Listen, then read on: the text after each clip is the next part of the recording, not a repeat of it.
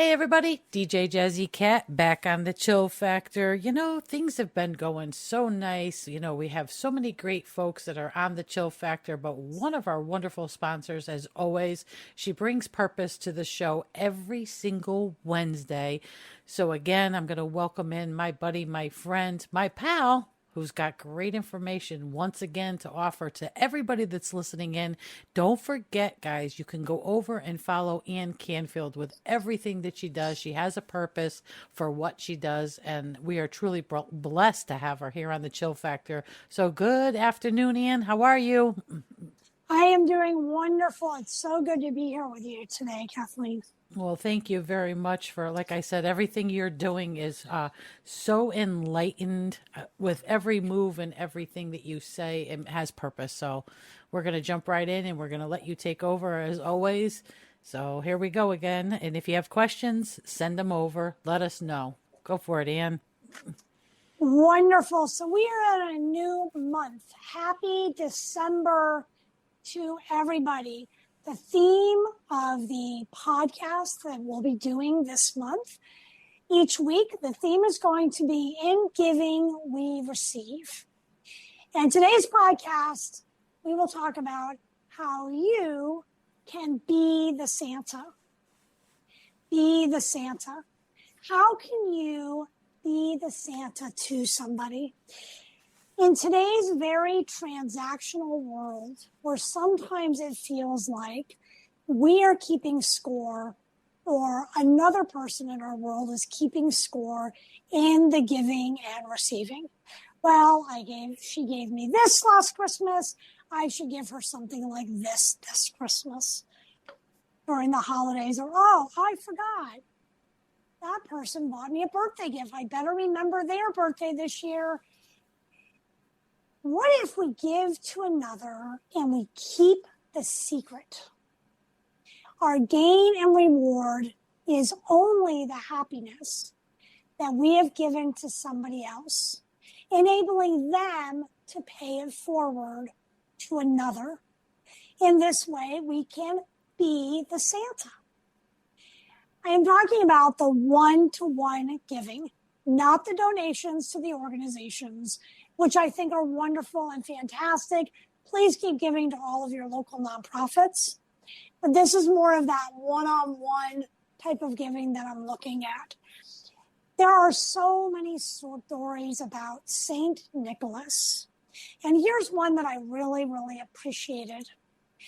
And it was Saint Nick who knew of a poor man who did not have the money to pay the dowry for his 3 daughters to be wed, which was a very big challenge back in the day.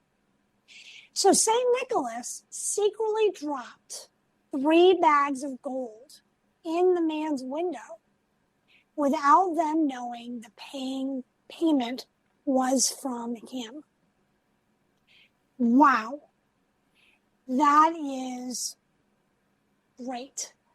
So when we think about the benefits from anonymously giving, is this feeling of confidence in our own ability that we are making a difference. Noticing that maybe we are not in control of everything that comes at us, but we are in control of what we give. It is this idea to light a candle versus cursing the dark. It helps increase our sense of happiness and our optimism. The Journal of Positive Psychology is a great article. And what they have found is that acts of kindness actually increase social connection between people and can decrease depression and anxiety. And I don't know about you, but the holidays can certainly increase anxiety. Absolutely. Yes. Families getting together. We always have that. That's right, with everything that's going on. And wouldn't you like a story versus a story just being, I went to the store and they were crowded and it was busy and I couldn't find anything on sale? What if there was a story about you kind of giving some kindness to somebody else? Right? Absolutely. What can we do to help make somebody else's day. The Journal of Positive Psychology also explains that this concept of having a random act of kindness is powerful because it diverts the attention from ourself, because we are investing in the happiness in another, if even for a moment. So that same concept of kind of having empathy for another person. I know sometimes they'll say that if you're looking to increase your own self-empathy and to be on your own side, then you can start with thinking about, what if a friend of mine had the problem that I have right now? What would I tell them? And what we find is when we do that and we recognize, oh, well, if a friend had it, I could help them and could empathize with them and would show kindness and love and help them. And sometimes even just by trying to help another, we can actually help ourselves, because then we can turn it around and be like, okay, what can I do to recognize how I can assist myself in that? So that empathy for others can go a long way. There was a great episode of Friends. Kathleen, have you ever seen the show Friends? Absolutely. It's one of my banners up here in the studio. I love the show Friends. Wonderful. So I've got a great episode from Friends about selfless acts. Joey insists that selfless good deeds don't exist.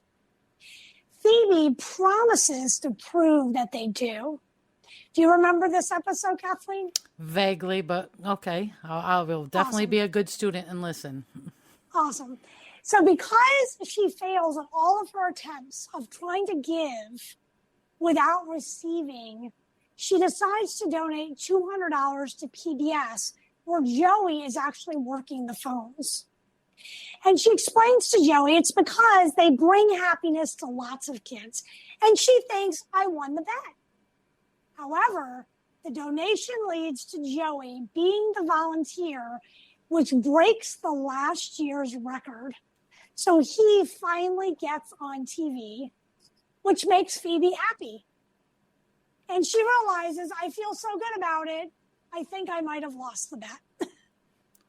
Interesting. Very interesting.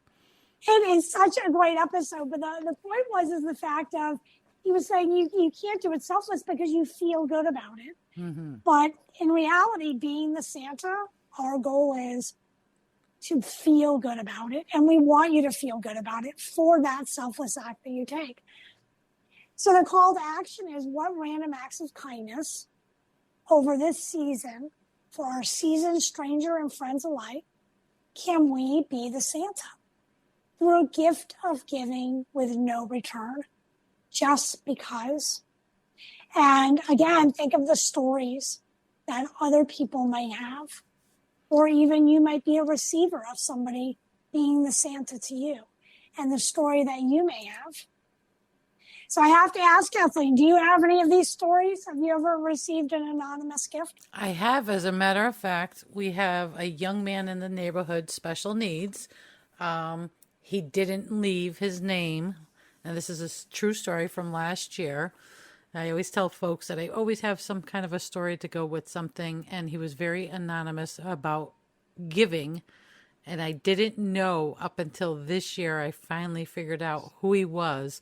He actually made us cookies and left them on the door anonymously. And I finally got the chance to give him a hug, to thank him. So his parents raised him as a well-mannered young man. So yes, I do have a story. Wow, I love that story. I actually, when I was a little girl, there was somebody who left 3 kittens on our doorstep. Aww. And it was literally like the week before Christmas. And I lived in Florida, so it was warm outside, thank goodness. And they were literally like in this little box. Aww. I'll never forget bringing the kids. My mom's like, we're not keeping kittens. Are you crazy? That's not going to happen. But we were able to give them away to other people, which was nice. So you gave a gift with a gift anonymously. I love it. So we were able to give them to somebody else. Very nice. Back when I was in college, I used to have a teacher who would talk about the fact of the importance of reinforcing the good. that instead of giving people tickets for not wearing their seatbelt, what could we do to reward them for wearing their seatbelt? And back in the 90s, there were toll booths back then. I'm sure you remember that. Yep, I do. And so he would talk to us, and his call to action for us is that when you go to a toll booth, leave an extra $1 for the car behind you and tell them thank you for wearing your seatbelt. Nice. Very cool. I remember that. Yes, I do. So, and unfortunately, there's no toll booths around anymore unless you rent a car, as I recently found out. So I was actually able to bring that tradition back as I gave $1 to the car behind me. And instead of telling them, thank you for wearing your seatbelt, I said, thank you for not texting and driving. There you go, because that's a big thing right now. That's been for a long time, right? Yeah, absolutely. So the benefits are absolutely so good for us to kind of think of what can we do to actually be the Santa this holiday season. And if you've ever kind of, a few thoughts for people might be to pay for the coffee for the guy behind you, or maybe clip out an extra coupon and leave it, right, for the register. Yeah, absolutely. Anything of that nature. Is there anything else that you might think of, Kathleen, that you could give? I have done so much of this over the years. You talk about it being around the holiday season. I ad-lib this all year long. So if any time that anybody, is when I'm out and about, I'll give you a prime example. I return a smile to people. So if somebody's got their head down and they seem like they're, having their best day, anonymously, I will smile back at them, and then they'll smile back at me. So I think it's priceless. You can't put a price tag on somebody's happiness, but I have done things where I have dropped off food to people. I have made plates and dishes, things like that. There are so much people. There are a lot of people out there that are actually less fortunate than ourselves. And I actually last year for Thanksgiving, I picked up a soldier, one of my fans over at the Chill Factor. He doesn't have any family. He's been alone for 25 plus years. I actually picked him up. He's in a wheelchair, and we brought him to the house and fed him a meal. That's amazing. That's amazing. And I don't want anything in return. I did it out of the kindness of, really wonderful. Yeah, out of the kindness of my heart. But the smile is very priceless. If you can make somebody smile, and a lot of people, life is too fast with everybody. Just take the time to smile. I think it's important. It's contagious. I think that is really, really quite amazing. And when I was actually preparing for today's podcast, I was thinking for myself, like, what can I do this holiday season to kind of change it up a little? Because normally when I go to Cumberland Farms and get coffee, I'll always leave money and buy an extra coffee for the next person behind us, whoever that next person is. And I thought, I think over the holiday season or even during the year, what I might do is just give $5, $10 and say, put this towards the next person who asks for gas. There you go. Who's paying for cash, because chances are if they're paying for cash, then the money might be tight, especially because even the debit cards now, you have to have a certain amount of money in the bank in order to use your debit card at the gas pump. And another thing, too, is like nurses and doctors that have to work those crazy hours of midnight rush, New Year's Eve. I love that. Definitely go out and sit with them, say hello, say thank you, or buy an officer that's out there directing traffic a cup of hot chocolate. I've done that, too. I've actually got hot chocolate or a hot coffee. If I see a couple of officers standing together, I'll go and buy a cup of coffee and bring it back for them because they're cold, but they're doing their job. What a great idea.